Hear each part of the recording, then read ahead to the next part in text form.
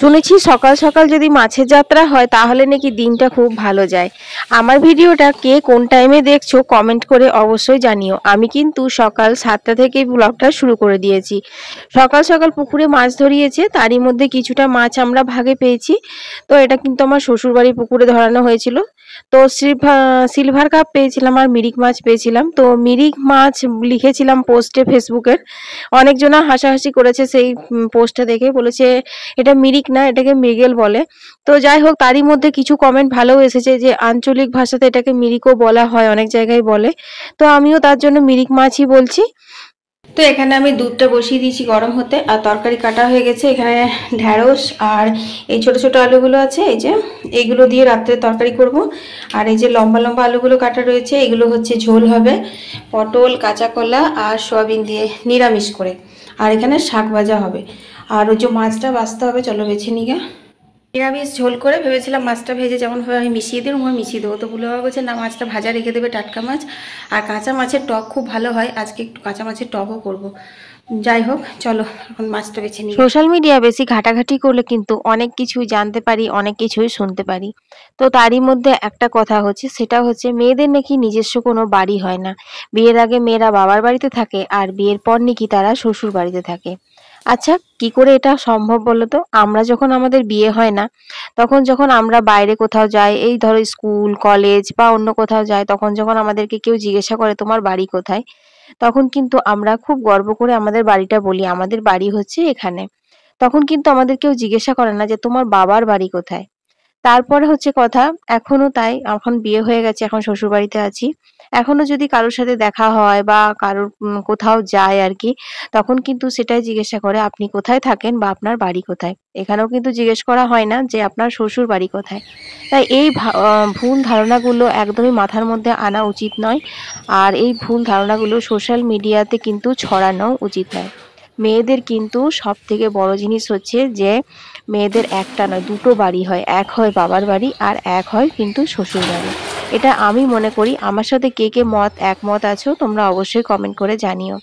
বাবার বাড়ি কখনোই পর হয় না, আর শ্বশুর বাড়িও কিন্তু কখনো পর হয় না, যদি তোমরা সেটাকে নিজের করে নিতে পারো। হ্যাঁ, শ্বশুর বাড়ির মানুষজনের হয়তো ব্যবহার কোনো কোনো ক্ষেত্রে হয় না বাবার বাড়ির মতো, কিন্তু সেটাও মানিয়ে নিতে হয়। কেন জানো? কারণ তাদের এক রকমের পরিবেশ থাকে, তাদের বাড়ির এক রকমের আদব কায়দা থাকে। আর আমরা যারা বউ হয়ে আসি, আমরা কিন্তু একরকম পরিবেশে বড় হই, এক রকমের আমাদের আদব কায়দা থাকে। সুতরাং মতের অমিল, এটাকে মতের অমিল বলে। এটাকে কখনোই বড় করে যে আমার নিজের মানুষ না, আমার পর মানুষ, এই সেই, এগুলো কখনোই মানে ছড়ানো উচিত নয়, এটা আমার পার্সোনালি মনে হয়। তো যাই হোক, যেমন ধরো আমার বাবা যখন ওখান থেকে নিয়ে আসে কোনো জিনিস, আমি কিন্তু বলি আমাদের ওখানে খুব অনেক গাছ আছে, আম হয়, আমাদের ওখানে পুকুরে মাছ হয়। আমি কিন্তু কখনো সেখানে বাবার বাড়ি কথাটা, শব্দটা ইউজ করি না। হ্যাঁ, আমি এটা হয়তো বলি আমার বাবা এনেছে, এটা বলি। তো সেই রকমই কিন্তু যখন শ্বশুর বাড়ির ক্ষেত্রে, এই যে ধরো পুকুরে মাছ ধরিয়েছে, এখন কি আমি পাড়া প্রতিবেশী কেউ জিজ্ঞাসা যদি করে মাছগুলো কোথায় পেলে, আমি কি বলবো আমার শ্বশুরের পুকুর থেকে মাছ ধরিয়েছে? আমি বলবো আমাদের পুকুরে মাছ ধরিয়েছে।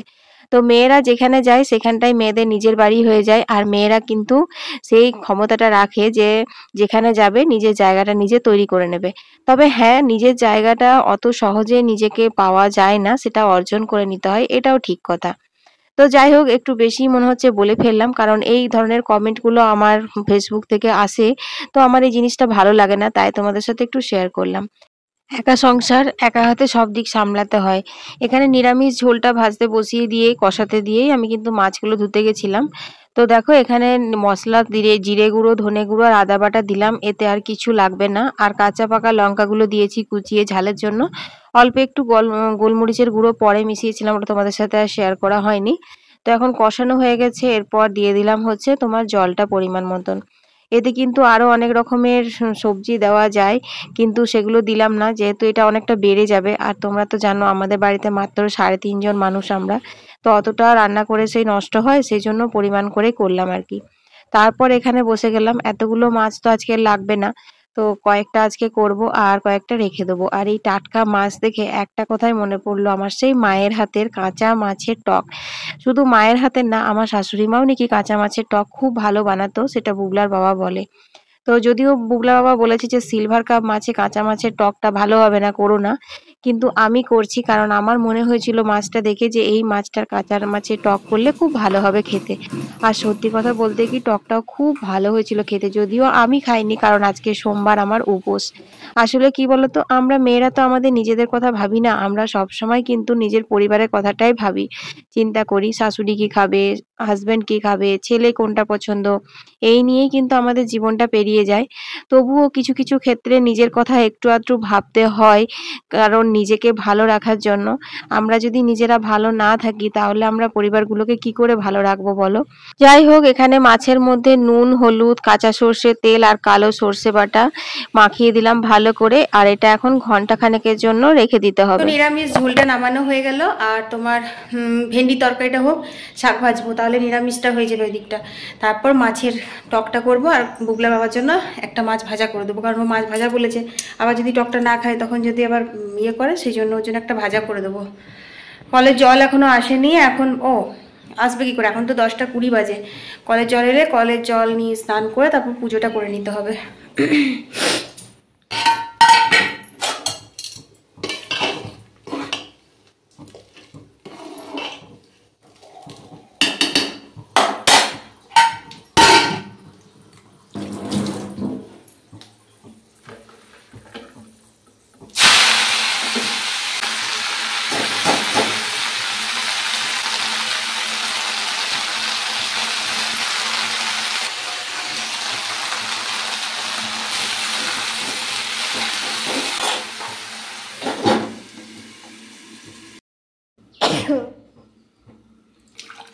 শাকটা ওদিকে বসিয়ে দিলাম, আর ভাতটা হয়ে এসছে, ভাতটা নামাতে হবে। আর তেঁতুল সকালেই ভিজিয়ে দিয়েছিলাম মাছের টকের জন্য, তেঁতুলটা ভালো করে হাত দিয়ে চটকে নিচ্ছি, কারণ তেঁতুলের বীজ আর যে ইয়েগুলো বেরোবে আঁশগুলো, সেগুলো সব ফেলে দেবো।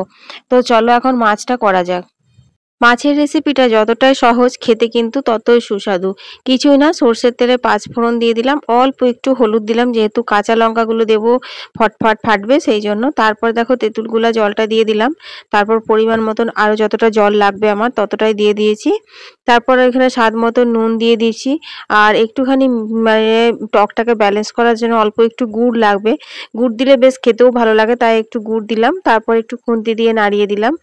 এরপর আর কিছু না, মাছগুলো দিয়ে দেবো আর ঢাকা দিয়ে দেবো, আর নামিয়ে পরে মানে 1 ফুট ফুটতে দেবো, তোমার আঁচটা কম করে দিয়ে 5 মিনিট, মিনিট 5 ফুটালেই কিন্তু কাঁচা মাছের টক একদম রেডি হয়ে যাবে। আর খেতে যে কি সুস্বাদু লাগে, যেদিন তোমরা বানাবে সেদিনই বুঝতে পারবে বন্ধুরা। তো দেখো এখানে আমি অনেকগুলো লঙ্কা দিয়েছি, কারণ এই টকের ঝোলটাতে ভাত দিয়ে মেখে তারপরে এই লঙ্কাগুলো দিয়ে খেতে যে কি ভালো লাগে। যাই হোক, আমার উপোস করে এসব রান্না করি তখন আমার সেই স্বাদ আসে না, কিন্তু আমি এডিটটা করছি আজকে হচ্ছে তোমার মঙ্গলবার, তো আমার জন্য 1 পিস রেখে দিয়েছিলাম, তোমরা মঙ্গলবারের ভিডিওতেও দেখতে পাবে। তো সেটা খেয়েছি, সেই জন্যই আমি তোমাদেরকে এখন মানে কেমন ভাবে খাবে আর খেতে কেমন লেগেছে সেটাও বলে দিতে পারছি। তো দেখো এখানে 1 ফুট ফুটে আসবে, ঢাকা দিয়ে দিই। আর হ্যাঁ, আঁচটা কিন্তু মিডিয়াম করে দিয়ে 5 মিনিট ফোটাতে হবে, এই যা। তো দেখো এখানে 5 মিনিট আমার হয়ে গেছে, ফুটেও গেছে। আর কিছু না, এবার অল্প কাঁচা সর্ষের তেল আবারও দিয়ে দেবো উপর থেকে, ব্যাস তাহলে পরে রেডি হয়ে যাবে আমার কাঁচা মাছের টক। এটা তোমরা টাটকা এরকম মাছ পেলে একবার বানিয়ে খেও, খুব ভালো লাগবে। শুধু সিলভার নয়, সিলভার বলো, বাটা বলো, রুই বলো, কাতলা বলো, যেটাই পাবে সেটাই কিন্তু কাঁচা মাছের খুব ভালো হবে। চলো এবার কলের জলগুলো নিয়ে নিই গা।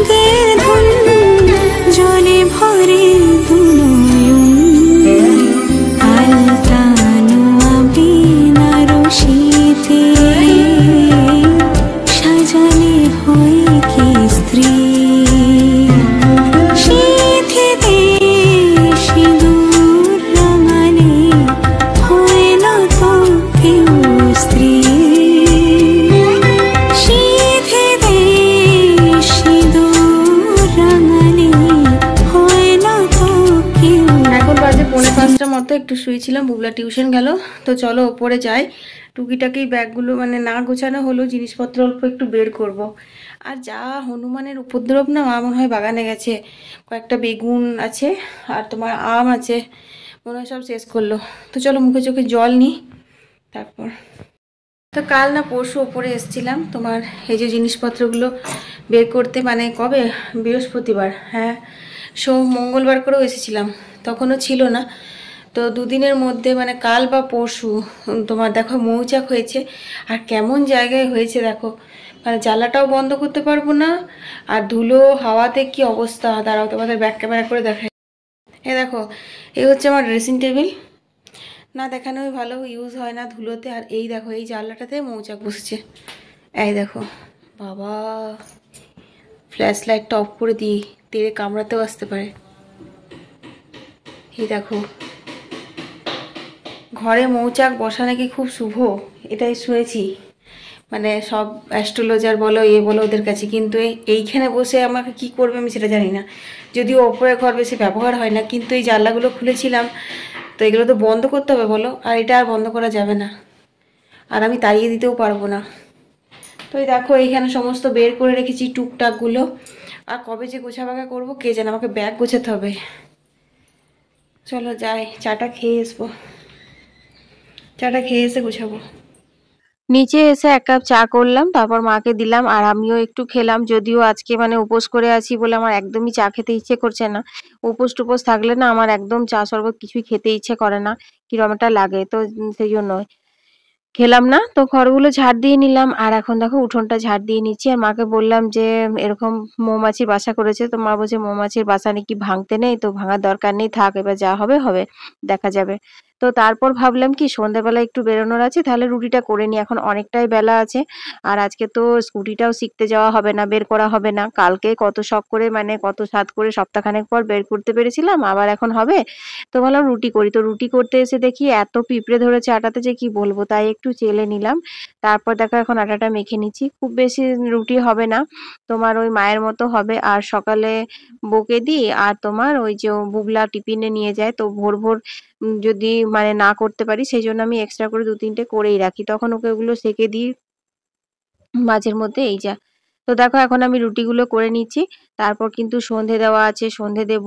তারপর রেডি হয়ে বুগলা বাবা তো বলে দিয়েছে যে সন্ধে দিতে তোমার অনেক দেরি হয়, সেই জন্য সন্ধে দেওয়ার দরকার নেই, মা দিয়ে নেবে। তো আমরা বেরিয়ে পড়বো, কিন্তু সন্ধে না দিয়ে বেরোতে কিরকম লাগে। তারপর আছে আবার সোমবার। তো দেখো এখন একটু মুখে ফেস প্যাক লাগিয়ে নিয়েছি। আসলে কি বলতো, সারাদিন না কাজে কাজে একদম সময় পাচ্ছি না। আর সত্যি কথা বলতে কি, যে রাঁধে সে চুলও বাঁধে, তাই না? শুধু ঘরের কাজ রান্না বান্না করলে তো হবে না, একটু নিজেকেও পরিপাটি করে রাখতে হয়। ধরো কাজে কমে পুজো পাশা বিয়ে পৈতেতে 5 জনের সামনে বেরোতে তখন নিজেরই একটা কেমন লাগে। তো সেই আর কি। তো যাই হোক, এটা কিন্তু আমার প্রত্যেকদিন আগেকার রুটিন ছিল, জানো। আগে যখন আমি ব্লগ করতাম না তখনকার কথা বলছি।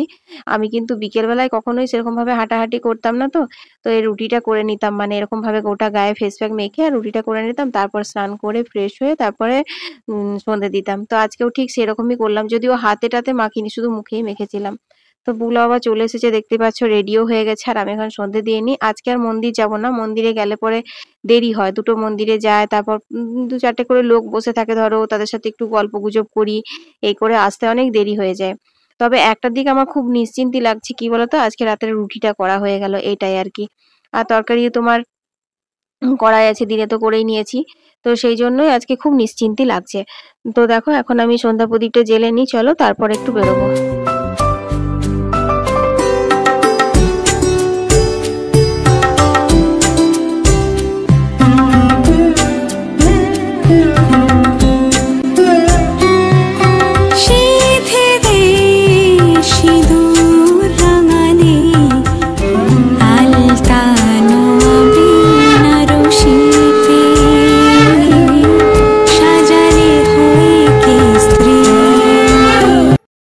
তো চলো সন্ধে দেওয়া হয়ে গেছে, বুলো বাবা রেডি হয়ে গেছে, বেরিয়ে যায়। আর আজকে এই চুড়িদারটা পরলাম, এটা আমার খুব প্রিয়, অনেকদিন পর পর পরা হচ্ছে। চলো যাই।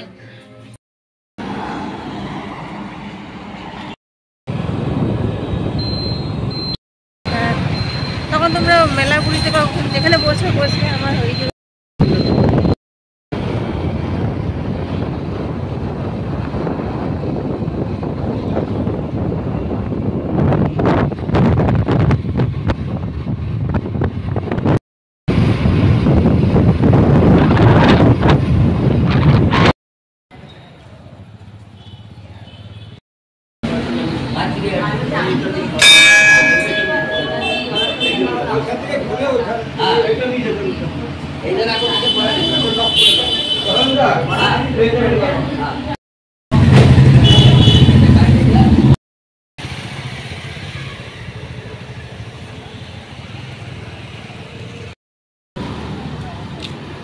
কতক্ষণ বলেছিস আসছি? 11